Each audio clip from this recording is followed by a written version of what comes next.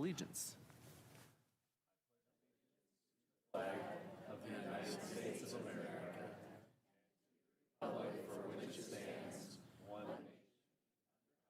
Well, thank you all for joining us this evening.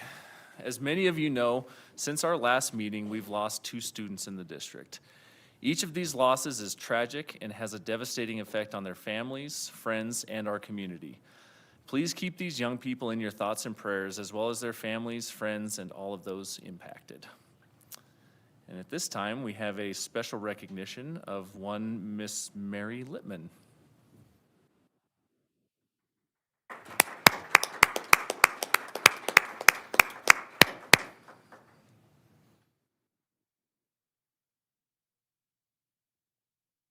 Good evening, Chairman Catalier, Superintendent Jennings, and members of the board. It is my honor to join you this evening to celebrate one of the many outstanding educators that we have here in Natrona County by honoring Mrs. Mary Littman, who has been awarded the Richard Dick Means Service Award. This award is given annually by the Wyoming Counseling Association on behalf of Richard Dick Means. Dick initiated guidance and counseling programs at the K-12 level in 2 of our Wyoming school systems, was a high school counselor and a counselor and director of testing services at Casper College for 30 years, from 1966 to 1996. This award is established in recognition of his concern for the importance that counseling and other human service activities play in the role of the development of the child, as well as his participation in leadership in the WCA in varying capacities. Mrs. Littman recognized the same thing that Dick did early in her tenure here in Natrona County as an education support personnel at a Title I school. There she worked with students with a variety of significant needs, from homelessness to students in and out of the foster care system to those with drug-addicted or incarcerated parents. She recognized, as many of the rest of us in education can attest, that school mental health services are not only beneficial but absolutely essential in creating and sustaining safe schools. Increased access to mental health services and supports for schools is vital, not only to improving the physical and psychological safety of our students, but also improving academic performance and problem-solving skills.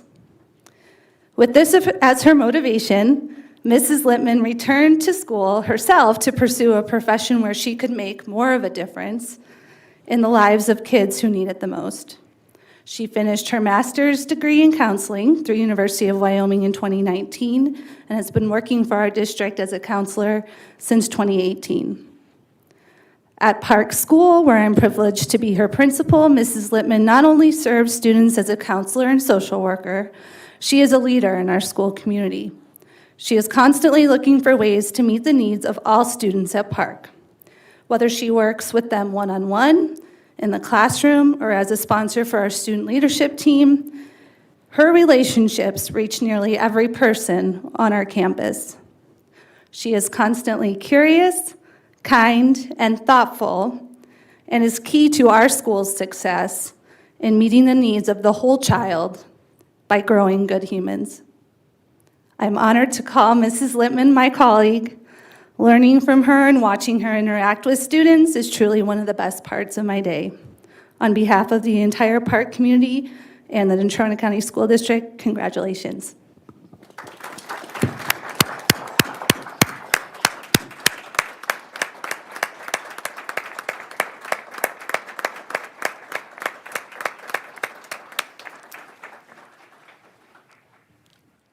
Thank you, Mrs. Littman. That is truly a wonderful award, and it's a testament to your wonderful work with students. We're honored to have you. At this time, as we prepare to enter the public comment portion of our agenda, I would like to remind everyone of our meeting norms. Please be respectful of each speaker. Our audience outbursts do make it difficult to hold an effective meeting. I understand that many speakers are passionate about their topics, but this is not a popularity contest, so please hold your applause. Public comment is limited to one comment per commenter, and the comments are limited to a time of no more than 3 minutes. Please respect those limits. If you have additional information for the board, please email us or give us a call. As always, please refrain from vulgar and foul language. And if a previous speaker has discussed your speaking points, please consider allowing other speakers to come forward. And at this time, we will open the mic to public comment. Please come forward and state your name and address and limit your comments to 3 minutes or less.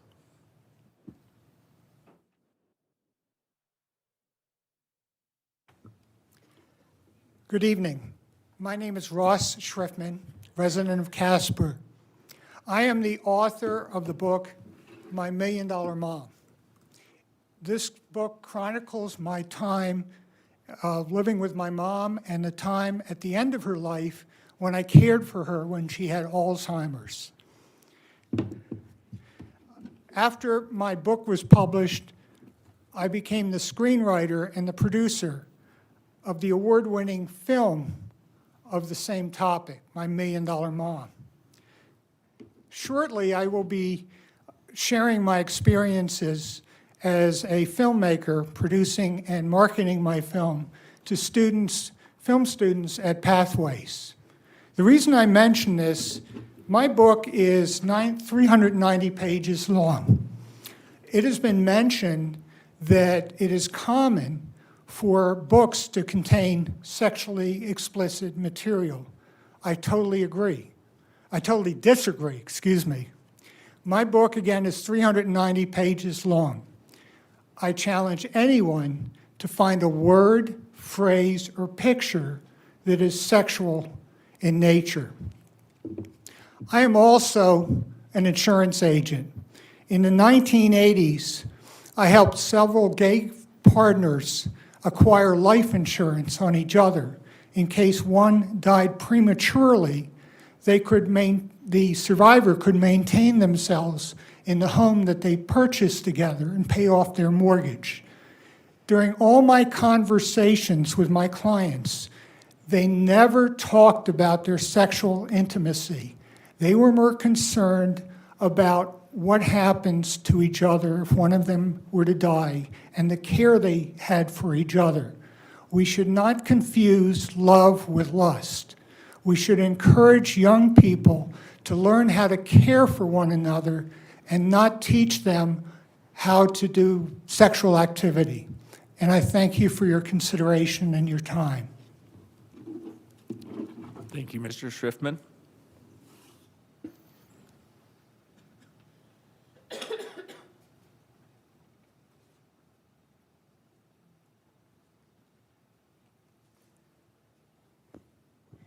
I'm Janelle Ward. You've heard from me before.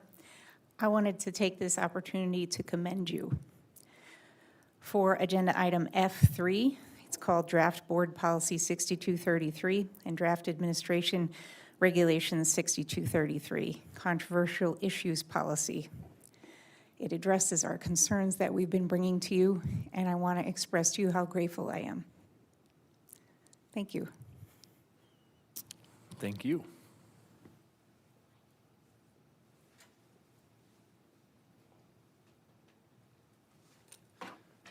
Dirk Andrews, Casper, Wyoming. I'm here to talk about the same policy, 6233. And I want to say that I understand wholeheartedly the intent and what is there with it. However, I am kind of against it at this point, and the reasoning for it is I believe that there are going to be some unintended consequences that are there. And yet again, we have not reached out to stakeholders for any type of input to ensure that that is not there. So what I'm asking for is for stakeholder input to be added to that policy, and then let's move forward, because I understand exactly where you're coming from, what the intentionality of it is. However, I think there's some unintended consequences that will come from it, and so I would like to get those worked out prior to them becoming policy. Thank you. Thank you, Mr. Andrews.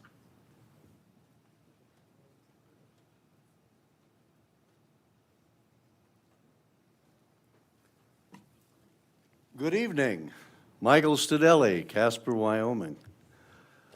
You have had the pleasure of dealing with an uncomfortable situation over the last few months, and you have done so admirably, have consistently applied the spirit and letter of board policy with a great combination of patience, persistence, and professionalism, and I, for one, applaud what you have done.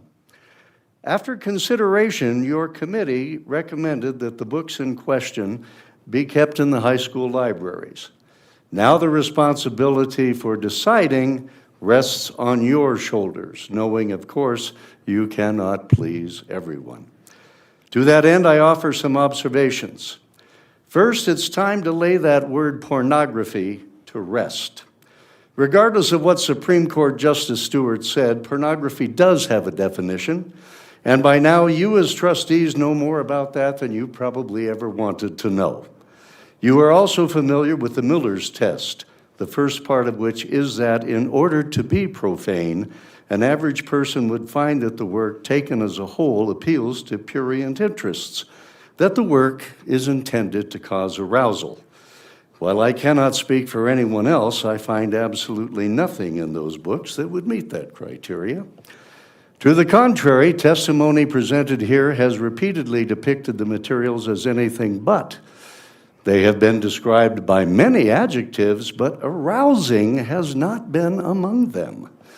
As a consequence, I think a reasonable person would conclude that these books, while quite explicit, do not meet the definition of pornography. They are graphic, to be sure, but they don't meet the definition of pornographic. Another important provision of the Miller's test is that the books must, when taken as a whole, lack literary, artistic, political, or scientific value to be considered obscene.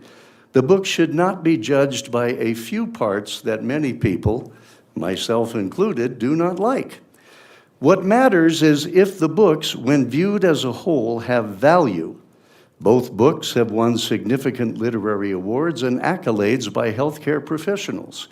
We note that many who have sat before you and expressed how the books help them personally as they deal with the difficulties they face as members of the LGBTQ community. Their redeeming social value has been shared by local healthcare professionals. Your own reconsideration committee reached the same conclusion. I urge the trustees to ratify the committee's recommendation and keep these books available for our students. Thank you so very much for your time. Thank you, Mr. Stadelli.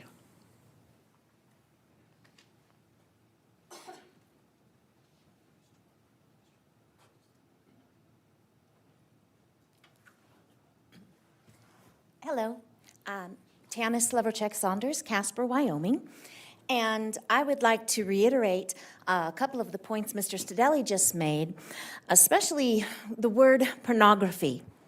The reason this word is applied at all is to get an emotional response. I imagine there are some people in this room who really are concerned that these books promote pornography, but I think almost everyone here knows that the real reason behind trying to ban these books, these two in particular, has to do with the fact that they are representations of the LGBTQ community. If it was more than that, there would be a lot more than those two books on there. And I think everybody, well, not everybody, but I think most people are aware of that. This is an attempt to roll back society's acceptance of the LGBTQ community. And I know several students in our district who are part of that community who feel threatened by this. We started this meeting by saying the Pledge of Allegiance, the end of which is liberty and justice for all. That means all, including those who are in the minority. Why people are so afraid of that minority is a mystery to me. I don't know why they think someone else having rights means theirs are taken away, because they're not. I implore you to stick to what you have done so far and do what the right thing is, and not the easy thing of giving in to the scare tactics that have been used to try to ban these books. Thank you so much. Thank you, Ms. Leverchek-Saunders.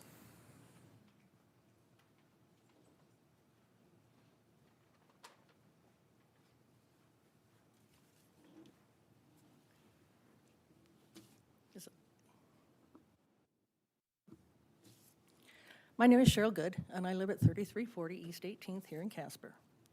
At the last board meeting, I asked for respect for all. I see that existing board policy items are being reviewed and revised. I ask that those policies be fully considered with input from all stakeholders. Please respect the expertise of these professionals you have tasked with managing departments and areas. Please respect the chain of command and the supervisory responsibilities of those within it. The draft policy regarding controversial issues and accompanying administrative regulation do not seem to consider the professional impact that these very specific documents will have. In addition, they do not take into consideration the education and training that professionals have within the district. I would hope that you, as a board, would respect the qualifications of and duties assigned to employees, such as electricians or members of the IT department or librarians. Would you question the wiring done by a district-employed certified electrician? Would you question how the IT department repairs computers? Would you attempt to micromanage those departments? This policy and its accompanying regulation appear to do just that for librarians. As a professional in that field, I can assure you that the training undertaken by these people, as well as the resources available to them for selecting materials, are of the highest quality. Please, let them do their jobs. Please include them in the discussion of these revisions. Please reestablish a district library coordinator to assist you in this process. Please educate yourselves. What about the next wave to hit? Would you write a policy to address a concern about a school library having a book about Islam? If someone questioned that, I assure you that the school libraries have books pertaining to religion. Perhaps the Bible should be removed because our Constitution calls for a separation of church and state. This is a much larger issue that should require in-depth study. Please assign these suggested policy and administrative regulation revisions for further study. Thank you. Thank you, Ms. Good.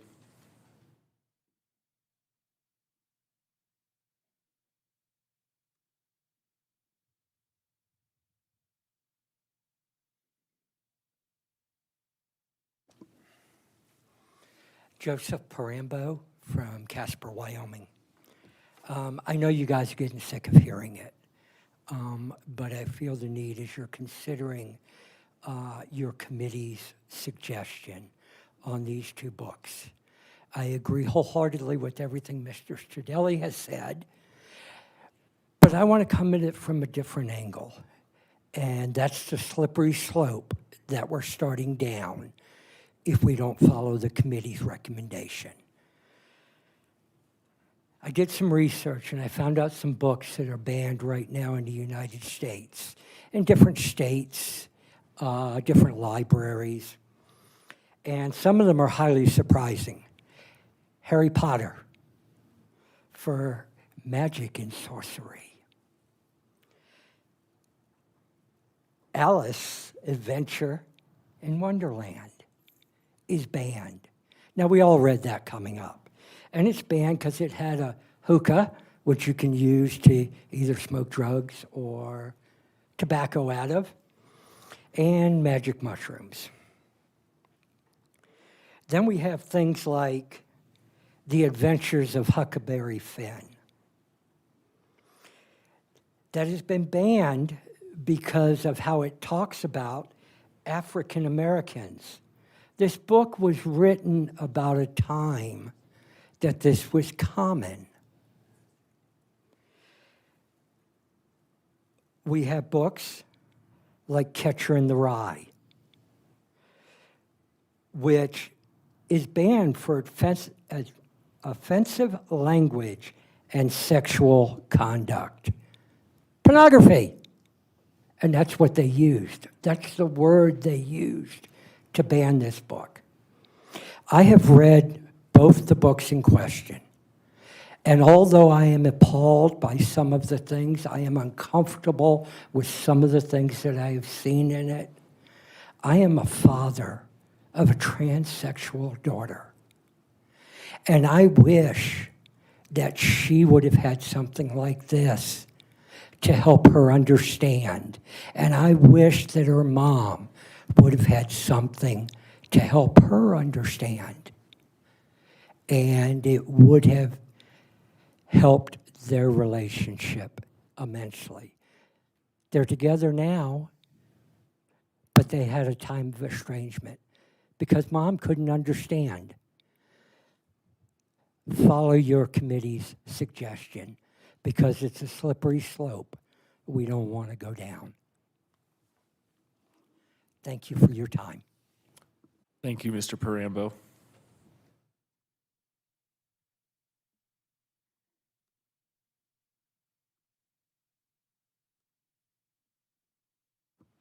Hello, Amy Lloyd, Casper. You guys know that. I just want to say, well, I'm going to talk about a totally different topic now, the Natrona Preparatory Academy. I was here for most of this afternoon. I apologize, I had to go get the kids. So I did miss the public comment session on that and question and answer, all that.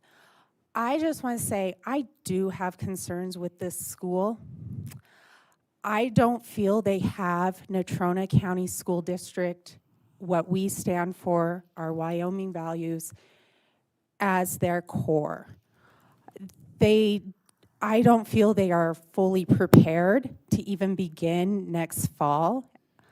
I'm very concerned about the type of curriculum or the materials that they will have in their curriculum. And mainly I'm concerned about that because there seems to be a huge lack of transparency. They just say, well, we pull from different resources to customize it. Why can't they give us a sample of what that curriculum they would be offering would look like for Wyoming standards? I know we've been talking a lot about transparency here within the school district amongst you guys, and I think we've been doing pretty well on that. So please, when you vote on this tonight, please take those things into consideration, along with the other concerns of, staffing and such that they just really didn't seem to have great answers for. Thank you. Thank you, Ms. Lloyd.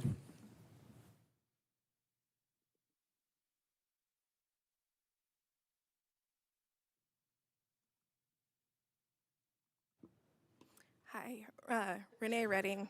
Sorry, I'm getting over a sinus infection, so I sound a little funny. First of all, I want to commend the board for their policy. I saw it today. There was a lot of people in the community that I work with that are excited about this, so thank you.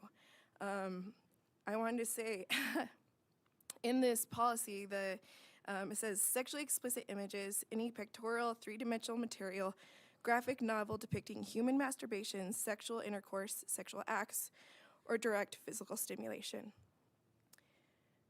As a community, thank you for taking that into consideration in a book. We're not afraid of the LGBTQ community.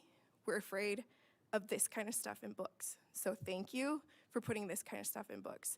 As a community, if we put this stuff in front of children, I would ask the question, how can people be okay with putting this kind of stuff in front of children? And if you're okay with putting stuff like this in front of children, we're not teaching. And this is what you guys are here for. You're here to help our students learn and put their best foot forward. So thank you again from the community, from people I've talked to, for revising this policy. Thank you, Ms. Redding.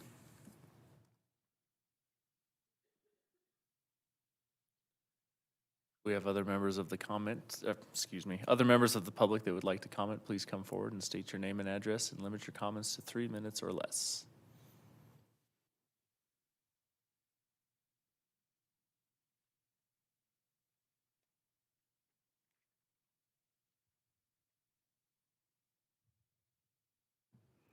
Tina Dean, Casper. I'm here about the 2 books in question at the KW Library. I was going to come up here and debunk every lie I've heard in all of the school board meetings on this subject, but I'm not going to do that. Because in fact, these people don't care about telling the truth. They have used language to scare you, like chemical alterations, pornography, sexualizing children, grooming, pedophilia, Marxism, communism, sex work, and my personal favorite, Nazis. The same nonsense used by bigoted Americans ever since they noticed that gay people were gradually becoming accepted. There's a term for what's happening here. It's called concern trolling.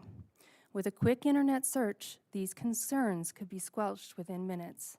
These people would find that the American Psychological Association and the American Medical Association both agree that transitioning largely prevents suicidality in trans people and the medical prescription for trans people, including trans youth who only take safe, prescribed puberty blockers with parental consent until they become adults that can then decide whether or not surgery is for them.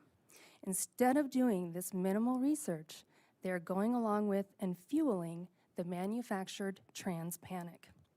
All of that said, the one truth these people have stated in all of their rants were the many times they said, "This is not about book banning." Believe them when they tell you this. Every time they say it, believe them. This is about othering trans people, and the school district's responsibility is to protect all students and their rights while they are on school grounds.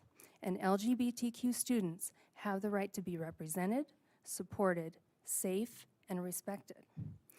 I will leave you with something I found very interesting.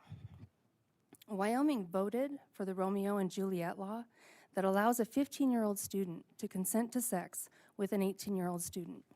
Sounds to me like Wyoming is a state that supports teens being sexual, so it may as well be an informed, consensual, and safe experience for them. And these books are actually a part of that for LGBTQ students.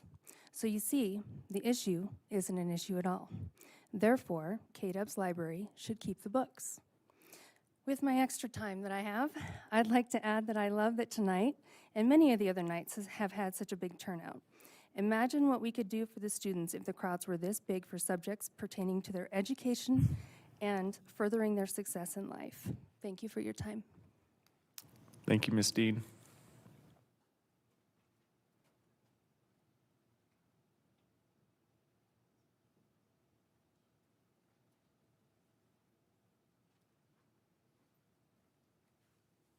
Good evening. My name is Jamie Lean.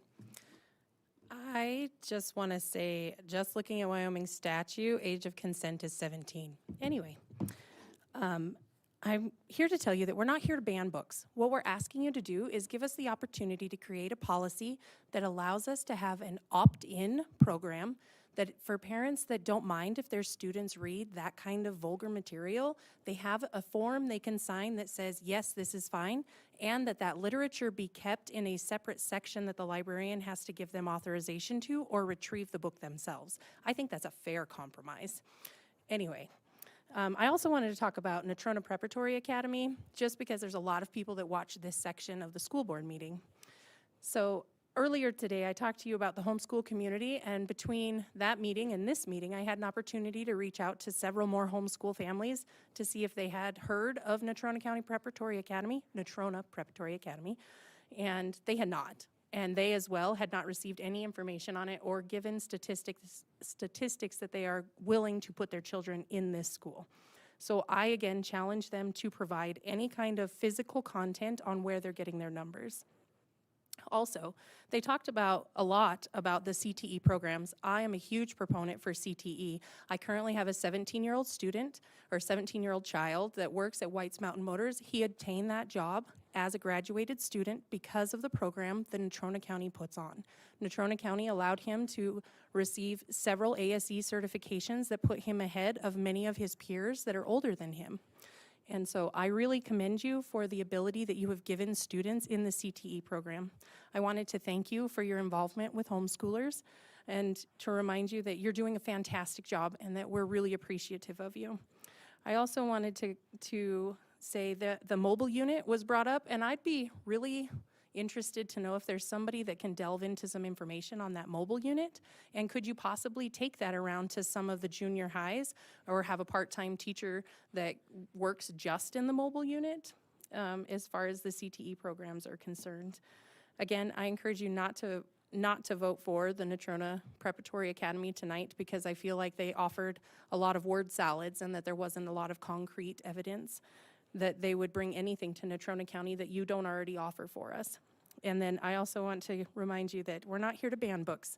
We are looking for an opt-in program that parents have control of the content that their students are able to read. Thank you. Thank you, Ms. Lean.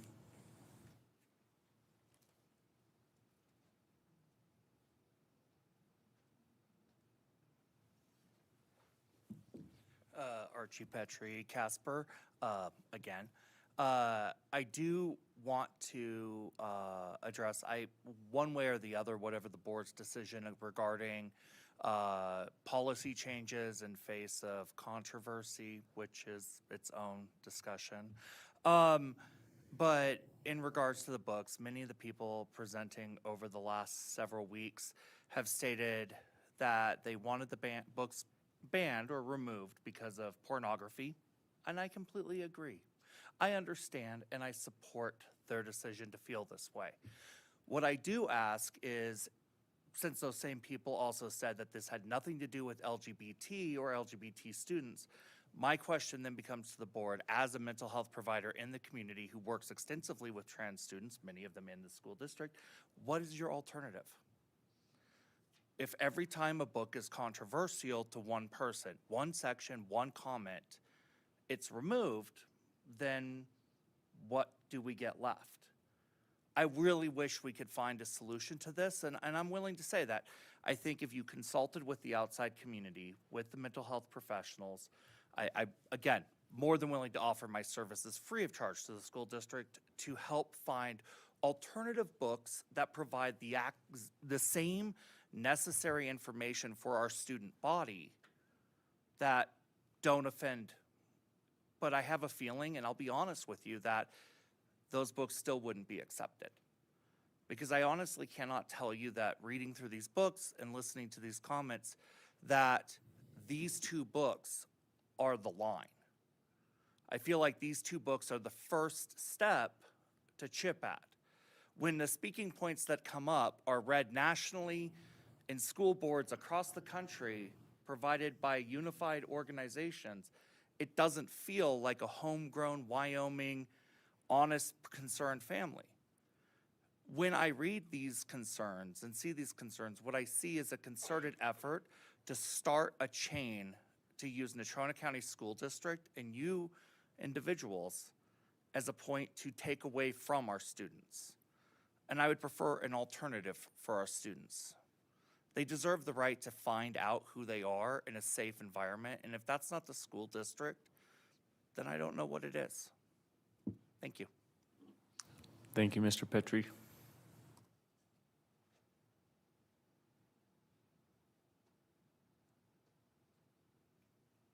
All right, so last call for public comment. Anybody wishing to address the board, please come forward and state your name and address and limit your comments to 3 minutes or less. Seeing no other persons wishing to address the board, we'll move on to the approval of the general session minutes of October 24th, 2022. Without objections, the minutes of the general session of October 24th, 2022 will be approved. Seeing no objections, the minutes are approved. Without objection, the executive session minutes of October 24th, 2022 will be approved. Seeing no objection, the minutes are approved. Superintendent Jennings, consent agenda. Chair Cavalier, trustees, there are 4 items on your consent agenda this evening for your consideration. Certified and classified personnel report, district bills dated October 21st, 2022, October 27, 2022, and November 4th, 2022. There are 2 bids, one involving a planing contract for planetarium and several roofing projects coming forward, and there is 1 donation to Journey Elementary School. Thank you, Superintendent Jennings. Do we have a motion to approve the consent agenda items? Moved by Trustee Walsh, seconded by Trustee Applegate. Any further discussion? All those in favor signify with a show of hands. Trustee Howie, you'll have to say yay or nay. Yay. Any opposed, same sign. The motion is approved. Reports and recommendations. This is a long one. First up, we have Board Policy Committee, Board Policy 4191, Pregnancy, Maternity, and Adoptive Leave. This is a first reading, so no action tonight. Trustee Smith, you are up. With this policy, really, we are just looking to update it with the current FMLA regulation, I guess is the word I'm looking for. So really, all that you see is that the word maternity is changed to parental. That's the only change there. So any questions or discussion on that one? Thank you, Trustee Smith. Any further questions, discussion? All right, moving on. First reading to retire Board Policy 6500, Institutional Data. Trustee Smith. And I don't have a ton to say about this one. We're just recommending that it be retired. We've determined that we don't need it, that there's another policy that covers what we need with this, so we can go ahead and retire it. Thank you, Trustee Smith. Any questions on retiring Board Policy 6500? All right. How about first reading of Board Policy 6233 and Draft Administrative Regulations 6233, Controversial Issues? So with this one, at our last policy meeting, which was on October 24th, we discussed making changes to the controversial issues policy. And we asked for a draft to be written with additions to the policy. So you may have noticed that there is additional language in there that addresses sexually explicit images. This is just a first reading, so we're not going to take any action on it. But I would welcome any kind of discussion tonight. We are also going to discuss it at our policy meeting on November 28th. And then our second reading will be at that meeting on November 28th as well. And just a note, at that meeting on November 28th is when we would take action to approve or not this particular policy. Is that correct? Yes, it is. All right. Do we have any questions on the policy at hand? Trustee Myler. I guess I'll go ahead and ask some of the questions that were asked earlier. What kind of input from stakeholders, specifically librarians and others, were involved in creating this policy? Do you want to answer that, Superintendent Jennings? Chair Cavalier, Trustee Myler, at this time, this was a draft that trustees have that was presented. It was brought up at the October 25th meeting. There has not been input. There's time from now until the policy meeting, and then obviously the Board Policy Committee meeting as well. There'll be more discussion, but there has not been additional input the trustees have sought on this one.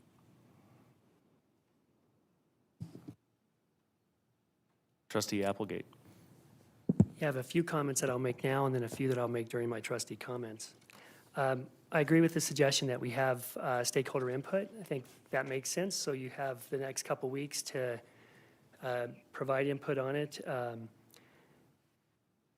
I'll talk more about, there was a couple different options, and I had talked about a framework to think about those options at the last meeting, and I'm going to wait for trustee comments to give a little bit of that. The one thing I do want to thank the drafters of this for is the fact that out of the 4 questions I had, one was about transparency on materials, and that has been incorporated into this policy, which I think is a good aspect of it moving forward.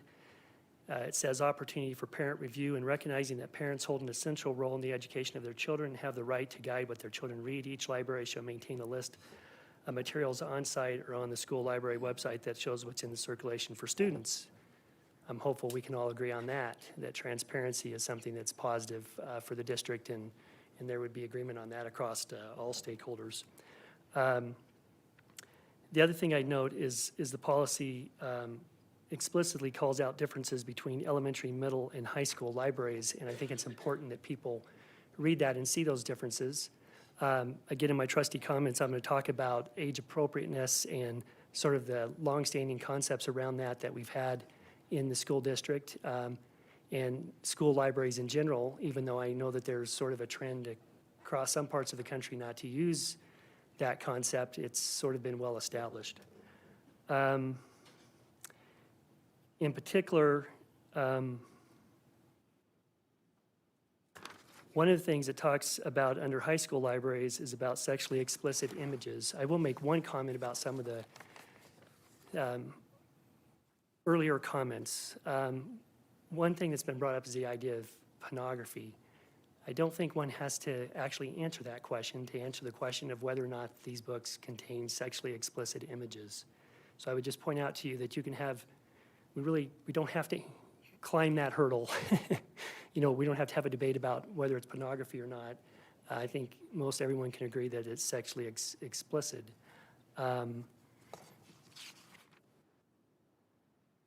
There was a comment made about slippery slope.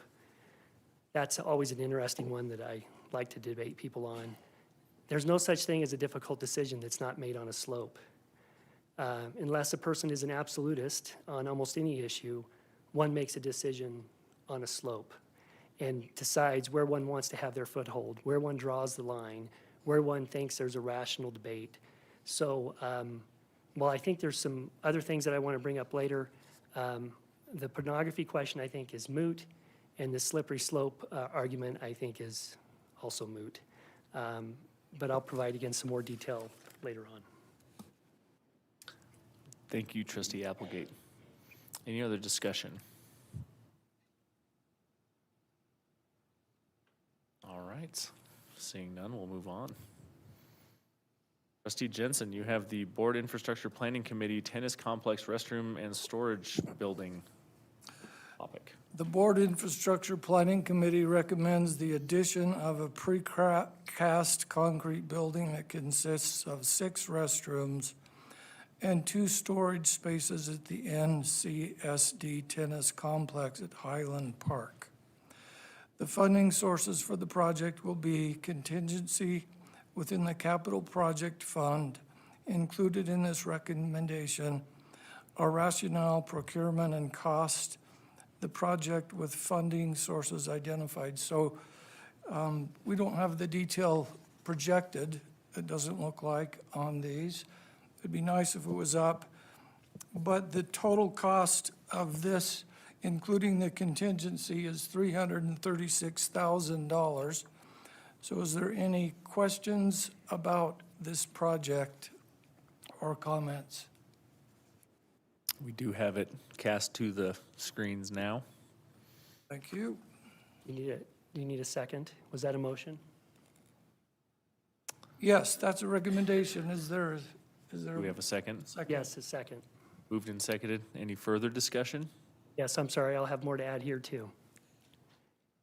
So, you know, the tennis project is something I've been passionate about, and as I finish my time on the board, I'm excited that this project has come to fruition.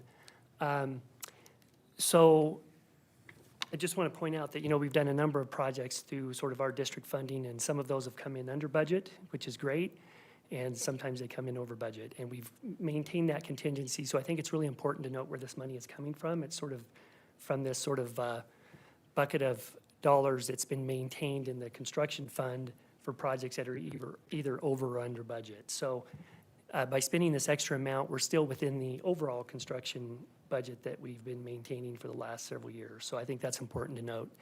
There's going to be a tour of the tennis facility at its current state on the 22nd. Is that correct, Doug?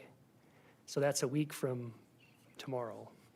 I encourage everyone to come out. It's going to be a beautiful facility. It's going to be the most beautiful tennis facility in the state of Wyoming. I'm quite sure of that. But there was some complexity that was encountered in the construction. We had some water issues that we had to deal with, some stability. I think we had a storm sewer that we bumped into, unfortunately. So it's been a complex project, and of course, we've had supply chain challenges. So that's why we have the overrun. I'm encouraging my fellow board members to support this, because I do think we want to have bathrooms at this facility. And that's what this is about, is building this building that will have 6 bathrooms and a couple storage areas. So I would encourage a yes vote. Thank you. Thank you, Trustee Applegate. Any further discussion? Trustee Myler. Just want to add a comment here about the vision and future of this facility. Just, I know our stakeholders of the tennis community has come in and said, hey, we want something, and being able to answer that, and Trustee Applegate leading that charge, and specifically with these bathrooms to make sure that the facility matches, which includes the bathroom, that vision that we have of holding regionals and, hopefully in the future, possibly state. Trustee Myler. Any other discussion? All those in favor of the motion signify with a show of hands. Any opposed, same sign. Trustee Howie, I forgot about you. I'm an aye. You're an aye. All right. The motion is approved. Trustee Jensen, major maintenance projects. The Board Infrastructure Planning Committee recommends the following list of supplemental major maintenance projects to be funded for the 2022-2023 fiscal year. The projects identified in this list represent the work of Project Manager Doug Tennyson in collaboration with Natrona County School District maintenance staff and individual school personnel. Major maintenance and ESSER funds will be used for these projects. The biggest ticket item on this list is Evansville HVAC system. You'll notice that it's $2.1 million. That is funded 100% with ESSER dollars, which is one-time dollars that we have access to, we won't have in the future. Any questions? Thank you, Trustee Jensen. Any questions on the supplemental major maintenance list? We have a second on the motion. Seconded by Trustee Alvey. Now, do we have any further discussion? All right. All those in favor of the motion signify with a show of hands. Trustee Howie? Any opposed? Same sign. The motion is approved. Now, Trustee Jensen, you also have the Kelly Walsh High School additional parking lot. The Board Infrastructure Planning Committee recommends the following project to add parking at Kelly Walsh High School. Included in this recommendation are the project scope, schedule, and cost. With the funding source identified, the funding request is $1 million from the Capital Projects Fund.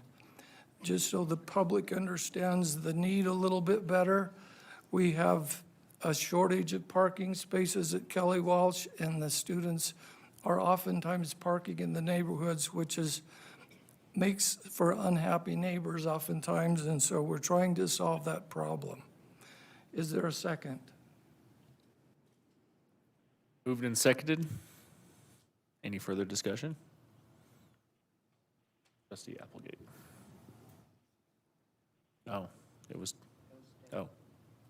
Go ahead, Trustee Myler. I just want to clarify that that more detail will be hashed out as we get closer to the project, correct? Or to finishing the project. Any other discussion? Chair Cavalier, Trustee Myler, could you rephrase that again? Because I know at one point during board infrastructure meeting, we talked about expanding possibly if possible. And I know, talking with Mr. O'Bogan, that it was a possibility that we could look into it, but there could be some limitations. I just want to assure us that there is a possibility of continuing to look at the possibility of having more parking spaces after approving this. Absolutely. So to respond to your question, Trustee Myler, through the chair, is that this will not absolutely solve the overall parking. It's a good step in the right direction, and we'll be sure that we keep it flexible and adaptable enough that it can be added to in the future if needed.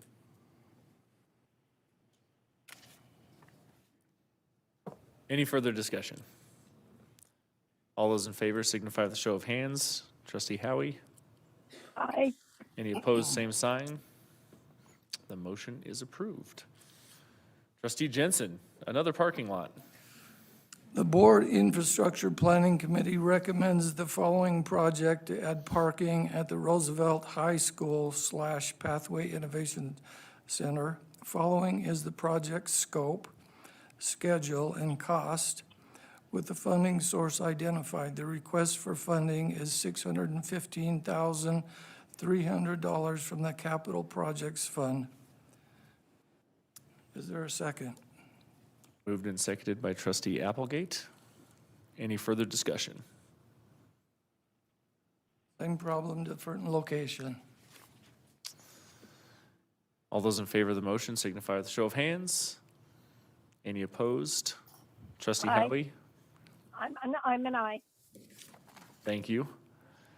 The motion is approved. And finally, trustee recommendation on the Natrona County the Natrona Preparatory Academy Charter School application. Do we have a motion? Chairman Cavalier, I move that we deny the Natrona Preparatory Academy Charter School application. Thank you, trustee McCullough. Do we have a second? I would second. Moved and seconded. Further discussion?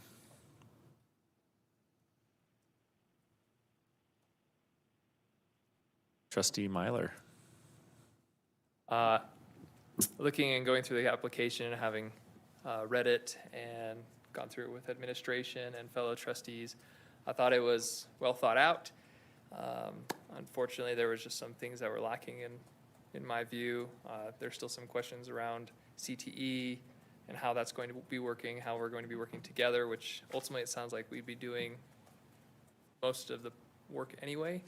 And the fact is that it didn't sound like it separated too much from what Natrona County School District is offering currently. Thank you, trustee Myler. Trustee Walsh. I will be voting to support this motion also. I did not see that the Natrona Preparatory Academy offered expanded offerings beyond those that were offered by Natrona County School District.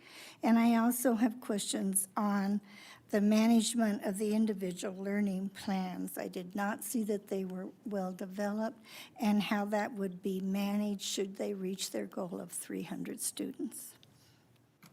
Thank you, trustee Walsh. Trustee Jensen. First, I want to applaud the individuals who brought this motion forward. I think you've done a lot of really good work, and I appreciate your coming forward with this to this body. It's a good start, but there are too many details missing for my support at this time.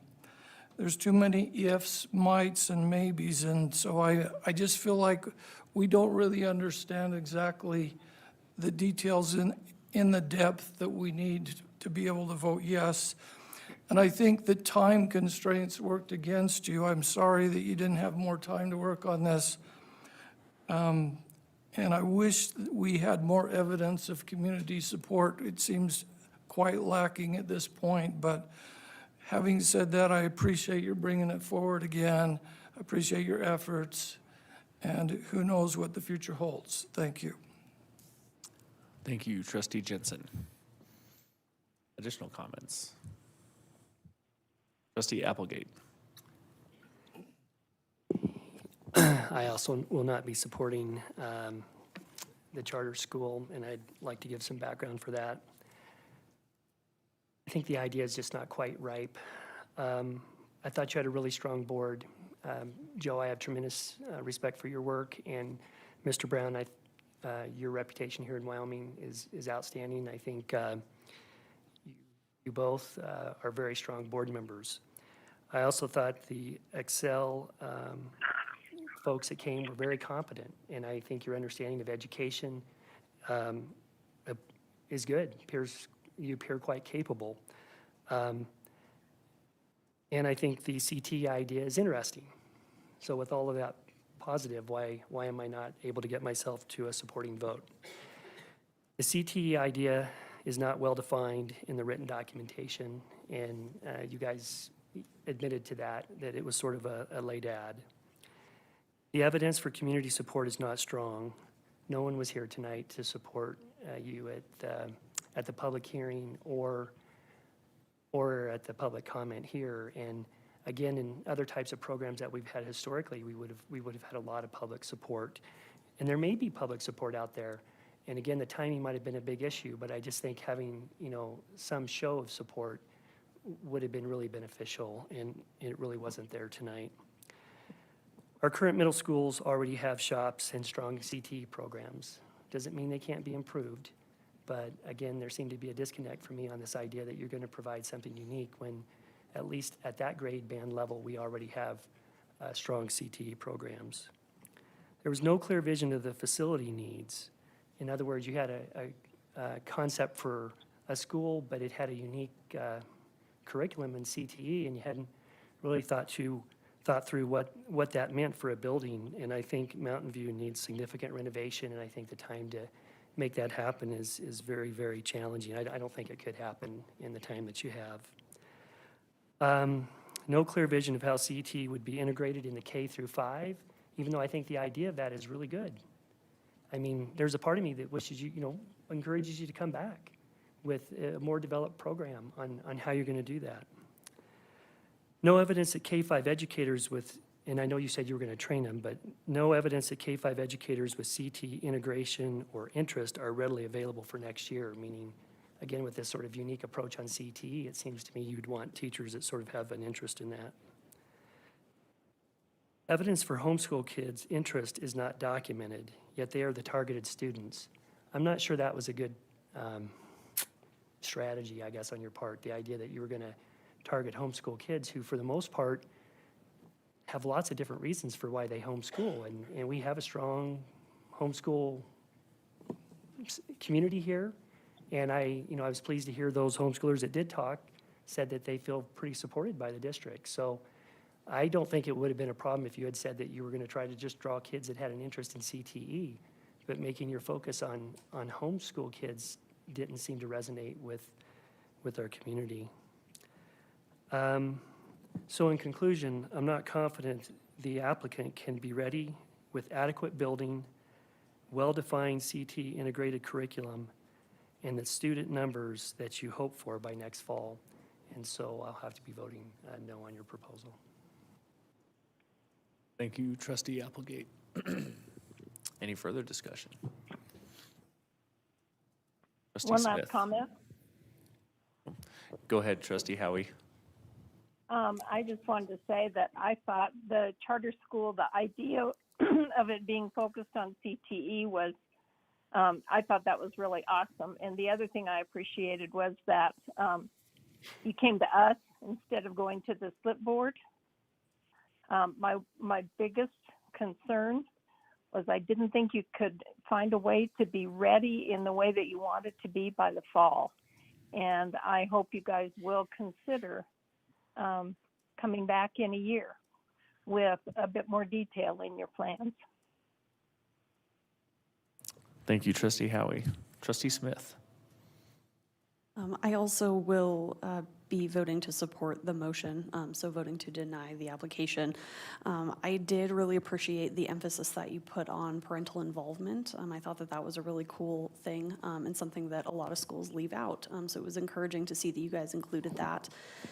And I also like the idea of the level of support and coaching that you would be providing for teachers. I think that is something that's really important. However, I do have concerns that you wouldn't be ready to open in the fall as well. So like Trustee Applegate mentioned, you identified the 2 buildings, but it looks like it would be a pretty involved process to get to the point of those buildings either being available or ready to use for the school year. I'm not fully convinced that you would have staff ready to teach in the fall. There were some issues with compensation, and it didn't look like you had teachers who are currently working with you to open the school or who have identified that they would be interested in working at the school. And it didn't look like there were any students who've expressed interest in enrolling in the fall either. I'm also not necessarily convinced that the CTE concept is meeting a unique need in the district. And a lot of the answers regarding CTE seem to be pretty vague as to how it would be integrated. And it seemed like you stated that you would have to wait until after approval to determine what those programs would look like. And I would have liked to have seen more specificity and more details about that during this process before getting approval. My last biggest concern is that it doesn't seem like it is an organic community together to create a school to meet that need. It looks like an out-of-state company just identified Wyoming and wanted to plant a school here without a lot of community interest or support. And it doesn't seem like there are any individuals who support the initiative. And it looks like you have stated that you would work on getting community support if approved, but again, that's something that I would have liked to have seen during this process, that there was organic interest in establishing this school and supporting it, the concept behind it. So those are the reasons why I would have to vote to deny the application. Thank you, Trustee Smith. Any other comments? I'd say that I'd have to agree with the previous commenters. There was a lack of support from the public, or at least a perceived lack of support. I did like the ideas. There was a lot of things presented that did seem like, I mean, if you guys don't do it, we might steal some of your ideas and try to implement them. But I would, you know, if you do have a chance to revisit some of these ideas and come back to us, I think that there's the potential to gain some more support, but at this time, I cannot support the application. Is that it? Anyone else? Okay. So we have a motion and a second on the table to not approve the Natrona Preparatory Academy Charter School. So a vote in the affirmative would be a vote to not approve. All those in favor of the motion signify with a show of hands. Trustee Howie. And I. And any opposed, same sign. Let the record show that the vote was unanimous to not support the Natrona County Preparatory Academy Charter School application. All right, so now, trustee comments. Trustee Alvey, I'm going to start with you today. Okay, I'm not sure I have much to say. It was a great meeting. Congratulations again to Ms. Littman on your award. The work we do here, I do want to specify, I think is something that's super beautiful. I should have probably mentioned this earlier, but I know that, like Trustee Cavalier said, oh, another parking lot. I've kind of had the same ideas sometimes when we approve some of the projects that we approve, but we have such a beautiful community here that we could offer a lot to our students. And I think that when we look at these parking lots, we look at how many events we can host at some of these buildings, and that's a really big thing. I have to admit, I kind of called and said, why are we building more parking lots at Kelly Walsh? They don't need it. But that building hosts a lot. They do a lot of state events. They do a lot of other things in the community, like band that we pull all over from the state, and just big events that take place at our facilities. So I think that's something that's super wonderful. And I just love the work that we do here and that everybody can be a part of it. So thanks. Thank you, Trustee Alvey. Trustee Jensen. So first, I want to thank you all for bringing this application forward. I really do appreciate it. Second, I wanted to congratulate Mrs. Littman. Did I say that, her name right? That's a great honor. I have been pondering these two books for a long time. I've put my thoughts on paper, and I'm going to read what my thoughts are, because otherwise my thoughts will be scattered. So this might take a few minutes, but I feel the need to be on the record. As I read the transgender books, I was struck by the pain of those who fall into the transgender category seem to feel. Life is not easy for anyone, but it is especially challenging for those whose gender identities do not match their biological sex. Suicide rates among that community are reported to be 19 times higher than the general population. In no way do I condone bullying or disrespect of anyone who falls into the LGBTQ plus community, or any other community for that matter, regardless of race, gender, sexual orientation, religion, ethnicity, or any other identity, everyone deserves to be respected. I have a mixture of feelings concerning these two books. First, in general, I oppose the cancel culture and censorship. Dave may agree with me, but I think it's a slippery slope. We can't just ban something because we don't agree with it or because we're offended by it. If we ban one book, which one is next? The cancel culture has succeeded in pulling down statues, renaming streets, schools, hospitals, and football teams. Some school districts in our nation have even banned books like To Kill a Mockingbird and Dr. Seuss. We need to strive to understand and respect the perspective of others that think and act differently than we do. And we need to understand that the perspective of this generation does not trump every preceding generation. On the other hand, just because a book is not found in the public school library, that does not mean it is banned or unavailable. Plus, there is a line we should not cross in our public schools. We will not all agree on where that line is, but some books and some subjects do not deserve shelf space in our public libraries. We should legitimately ban pornography from our public school libraries, which obviously is not easy to define based on previous public comments. Plus, it is not possible to have all possible books on all possible subjects in our library. Second, I consider parents, not public school systems, to be the ultimate authority figure in regards to teaching their children about sexuality and value systems. Sex education in general falls into a category where values may differ greatly from one family to another. We need to be very careful in public education that we do not undermine the value systems of families in our community.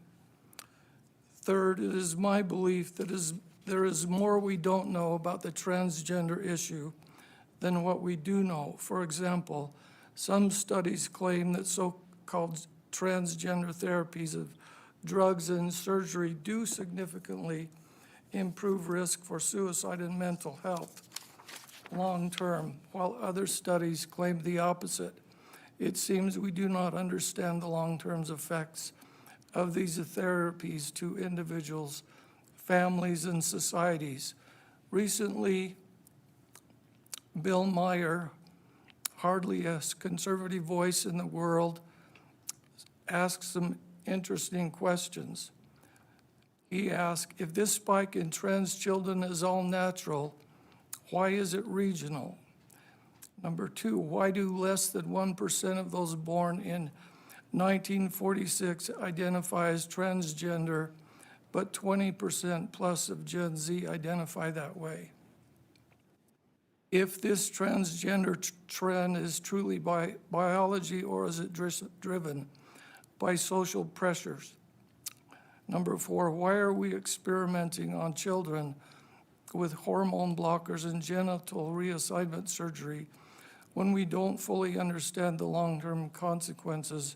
His fifth point is, do we really believe that public school-age children are mature enough to make life-altering permanent decisions about gender reassignment? Fourth, we generally understand that part of the oath taken by those who practice medicine is to first do no harm. I feel like the public school system should take the same oath. I agree with Bill Mayer when he says that school children are impressionable, and when he wonders out loud if this trend is driven more by societal pressures than physiology. I fear that the more we talk about the issue, the more likely it will be that impressionable youth will question what they would not question otherwise. In any classroom where disease is studied, it is not long before a percentage of the class members think they have that disease. Let's not make our schools a petri dish for gender confusion or confusion about sexuality in general. Fifth, our discussion about sexuality in the public school system unfortunately ignores the fact that the majority of our Natrona County School District families believe in a higher power that holds us responsible for how we use the God-given power to create life. A sterile, secular discussion about sexuality does not and cannot address that reality nor acknowledge the importance of responsible, committed sexual relationships or the importance of controlling sexual appetites. How individuals use or abuse sexuality has a tremendous impact on the stability and happiness of individuals, families, communities, and the nations for good or for evil. Sixth, our Declaration of Independence states that we are endowed by our Creator with certain unalienable rights. That idea is foundational to our republic. It is foundational to the idea of we the people. The foundational idea that we have a Creator also assumes that our moral code is determined not by man, but by that Creator. If our moral code is not anchored in that idea that there is a God that is able to see and understand better than we do, then there is no moral anchor to our moral code, and we as a society are adrift. Right and wrong, good and evil will be decided by whatever is popular or whatever is passed by legislatures of men. It feels as if that is where we are. Moral relativism has become the norm. What would have shocked our citizens 30, 40, or 50 years ago is now embraced. We have dumbed down our moral code, in my opinion. That saddens me. It's the height of arrogance to discard the wisdom of ages, thinking we are somehow the enlightened generation. So I have read the genderqueer book. For me, it's pornographic. I have read some of the trans bodies, trans selves. I consider it a little different than genderqueer. I do not believe it is either good science or good therapy. But what I read did not cross the line into what I would call pornography. But that doesn't mean I've read it all. It does not align with my values or my understanding of gender reality. I would not recommend it to anyone and would not want it ever to be used in the classroom. I just think that these two books can be available in our community without being available in our classroom. Thank you.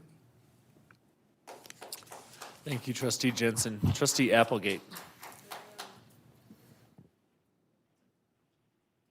Well, I come at this, Clark and I might agree in the end, but we come at it from a little different direction. So I have talked kind of extensively as we've walked through this process, and I want to continue to share my thoughts with people as we work towards a conclusion. So I read extensive comments last time, and mine are shorter this time. I'm sure everyone's happy to hear that. I do want to reiterate one of the things I said last time. I said, and I had a paragraph on this, I said the LGBT community has historically and it still occurs today been stigmatized, marginalized, bullied, and harmed. And I heard the emotion when you expressed your thoughts regarding these books. So I want to acknowledge that. I think we need to acknowledge that. But I also said last time that I also appreciate the thoughtful comments from parents expressing concern. So we're trying to balance, really strong emotional feelings on both sides of this issue and trying to come to a place that serves maybe our majority and also our minority. And when we do that, in the end, we almost make nobody happy, I think. I had said last time I thought there was 4 general questions that I was trying to answer in my framework. What is the appropriate age or maturity level for these books? I did not answer that last time, but I'll answer it this time. I think it's 17 plus. I think it's equivalent to R-rated material. So that's when I said earlier, I don't think you have to, we can differ, Clark and I said, I don't think you have to say it's pornographic, but I think it's mature level, 17 plus is what I had said. Then I said there's 2 questions, and I think you could answer these differently. One would be, what controls should parents have in restricting access for their children for this type of material? So one approach is keep it, but have some sort of access requirement. Currently, we use an opt-out But we don't use opt-out for everything. We use opt-in to watch R-rated movies, and I had sort of agreed with the idea that maybe that was an appropriate approach. Someone commented on that tonight. Well, if you have the books, have it be an opt-in as R-rated material. The policy that we have tonight, although that policy will not decide these books, because we'll vote on the books and then the policy is sort of a move forward policy. Just want people to be clear on that. Should the district be providing materials that sort of are R-rated imagery? And I think I mentioned last time that I wanted us to do a look into our school libraries. Turns out we don't have a lot of, well, two important points. We don't have a lot of R-rated movies at our libraries, but we have some, but they're controlled. They're in a controlled place. A student can't go and take one off the shelf. And then the fourth the fourth issue I brought up last time was this idea of transparency, which again, I really believe absolutely moving forward, we need to have that transparency. So again, my two questions, I think it's mature material. And the policy says, let's just not have mature material. I tend to lean that direction, but we have 2 weeks to talk about it. And I do want to address some questions that have gone on. We've had comment now for several months. So there's a couple things I do want to address because they come up, and I respect all the comments we get, but I don't always agree with all the comments. So I'm going to share a few thoughts on that. One has to do with the idea of harm. Who is harmed if we keep or remove the books? I suggest we be clear-minded in understanding that this debate is at least partially symbolic in nature. Here's what I mean by that. I've heard some community members say these books are readily available on the internet, so why do we need them in our school library? I've also heard some community members say these books are readily available on the internet, so what harm is really done if they remain in our school libraries? Hence, the agreed upon fact the books are readily available in the public space of the internet gives rise to two opposite conclusions on whether to keep or not keep the books. In other words, our high schools having these books does not provide a unique case of availability, and that actually cuts against the argument for those who suggest harm to some children if we keep the books, and also undermines the assertions by others that we create undue harm to some students by removing the books. The fact that the controversy is at least partially symbolic does not mean it's not important. I do think it's important, but I think it's also to recognize it is part of this larger sort of symbolic debate about our public schools. Clark and I are on the far side of 50, so we do probably bring a set of conservative values to the discussion. Now I want to talk to this idea of age appropriateness or educational suitability, because that's also been sort of an interesting debate, and I think it's important. I was quite surprised to find that the American Library Association, and I quote from their webpage titled Access to Library Resources and Services for Minors, quote, supports equal and equitable access to all library resources and services by users of all ages. The American Library Association opposes all attempts to restrict access to library services, materials, and facilities based on the age of library users. Equitable access to all library resources and services should not be abridged based on chronological age, apparent maturity, educational level, literacy skills, legal status, or through restrictive scheduling and use policies. That's the position of the American Library Association. I'm sorry, but that is a bridge too far for me. No restrictions at all for any books with any content based on chronological age or maturity. I don't know how long this has been the official position of the American Library Association, and perhaps they do have a different policy for school libraries, but I do know that our own librarians and existing district policies are in direct contradiction with the American Library Association Library Bill of Rights. To reinforce this point, earlier this year, we were provided as a board a presentation from several district librarians. It was titled NCSD No. 1 Library Presentation, Selection, Weeding, and Collection Development. On the slide titled, quote, School Library Responsibilities for Selection, it notes under selection tools that the librarian will use, quote, Amazon reviews for queries into the age appropriateness of a title, and further, under selection criteria notes, be appropriate for the subject area and for the age, emotional development, ability level, learning styles, and social and emotional and intellectual development of the students for whom the materials are selected. Our librarians use these stated age-appropriate guidelines. Our librarians, using these stated age-appropriate guidelines, would certainly not select the 2 books in question for grade school or middle school libraries. And by not doing so, affirm 2 conclusions. District librarians must not believe they are bound to the American Library Association Bill of Rights as it pertains to minors. And 2, age appropriateness for library materials is well established in this district, and I suspect for all Wyoming school libraries as a selection criteria. In that presentation, the librarians also said they do not buy erotica. So again, we have established practices on age appropriateness and sexual content in materials we purchase. I don't see the policy recommendations being dramatically different. They are a clarification, but they do not seem to be dramatically different from what we have had as established policy. As to the legality of our proposed policy, we've had some input from our attorney. Removing books from a high school library does not impinge on First Amendment rights in today's readily available media environment. Clark mentioned that. Age-appropriate material and educational suitability are defensible reasons for what books are purchased and managed in school libraries. That said, I look forward, Dirk, to the input from you and the librarians. Honestly want to see that over the next couple weeks. I outlined 2 options. One would be 17 and over with an opt-in, which we've heard people don't want. The other would be 17 and over images simply not be in the library. So there's an opportunity to comment. This is a narrow policy focusing primarily on sexually explicit images at the high school level. It is a rational foothold on what some will say is a slippery slope, a slope we were already on with our existing policy.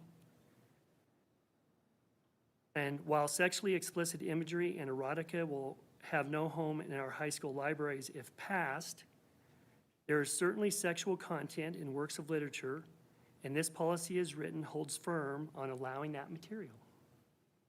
So again, we're on a journey. It's been multiple months. I look forward to having continued input. Thank you. Thank you, Trustee Applegate. Trustee Smith. I also just wanted to briefly comment on the controversial issues policy. So this was a first reading today, and I just want to stress that there could very well be changes to this policy before it's adopted, and I want very much to get input from the board and from stakeholders as well before we adopt this. I don't want it to look like we're rushing into things or like we're doing this as a knee-jerk reaction without input and discussion first. That's not what I want at all. I personally have some reservations about the policy as it's written, and so I don't know that this is exactly the version that would or should be adopted. I'm going to work through that in the next couple of weeks and hopefully come to a conclusion on the 28th, especially at our board meeting. But I just want people to understand that. Like I said, I would also really welcome stakeholder input. I want to make it clear that there is a difference between the policy and the administrative regulation. So what we would be doing would be just adopting the policy. The regulation is ultimately up to district administration to write and to adopt. And when it comes to this question, really what I'm concerned about is what is legal and what is right. Those are the 2 things that I will be considering. So that applies both to this policy and to the question of whether or not to keep the 2 books in the library. So just wanted to give you guys sort of an idea of where I stand and make it clear that this is not the end, this is not the final draft of the policy, but I really hope that we get more input going forward. Thank you, Trustee Smith. Trustee Walsh. Thank you. Well, this policy or this topic has been with us for the past 2 months, and we have heard a lot of information on both sides, and it's been very informative. It's a very tough deal. You know, I keep going back and forth, and I do respect those students who have some need that these books appear to address.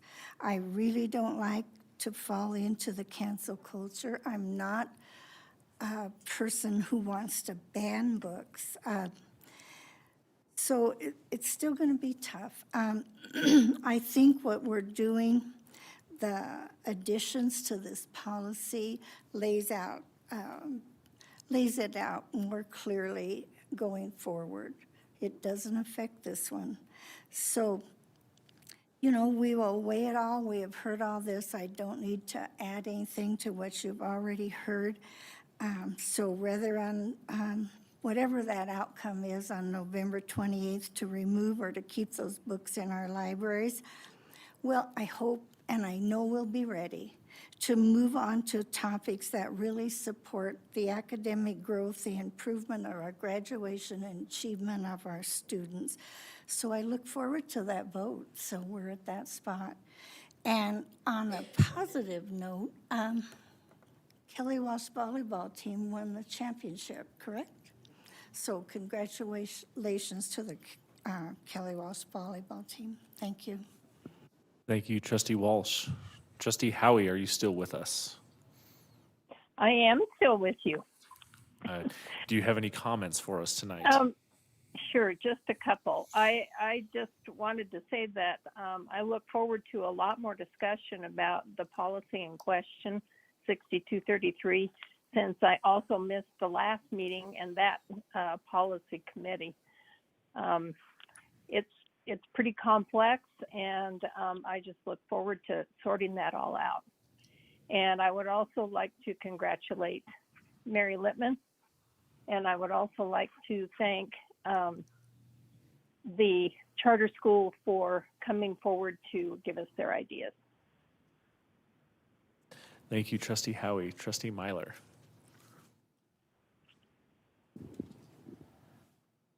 I think Trustee Smith was correct in saying that this policy that we're looking at isn't perfect, and especially from public comment today, Dirk, for reminding us about having that stakeholder comment and making sure that we tweak it out and make sure it's the best we could possibly get and not rushing this policy, really taking a deep dive and understanding what the possible consequences could be of it. I also, Archie, I want to give you a shout out for tonight. Your comments, I don't know, seem very insightful to me. I feel like you're very solution oriented.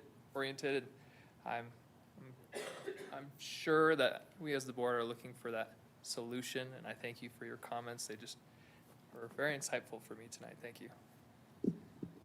Thank you, Trustee Myler. Trustee McCullough. I really don't have any comments tonight. I think I'll save them. Thank you. Well, thank you, Trustee McCullough. I would just like to congratulate Mrs. Littman. Thank you for coming and allowing us to highlight your accomplishments and share in the celebration. And we really do appreciate the critical work that you do in our school district. And as a closing note from me, we really are truly devastated by the losses of the members of our community. And just please hold your loved ones close. Superintendent Jennings. I want to thank trustees for all their work today. I know each and every one of you act in the best interest of the district and our community. Being a trustee requires effort and significant time on the part of you during the day and during the week, and I'm honored and humbled to work in this district and each and every one of you. I'd also like to thank the Natrona Preparatory Academy presenters today for being here. It was a tremendous amount of work getting here. I know the timeline was incredibly short, so I want to thank you for your efforts and the way you represented yourself in the Natrona Preparatory Academy today. And a shout out to Mrs. Littman for the service award for the counselors. Your next meeting is November 28th, 2022 at 7 p.m. in this facility. Thank you, Superintendent Jennings. This meeting is adjourned.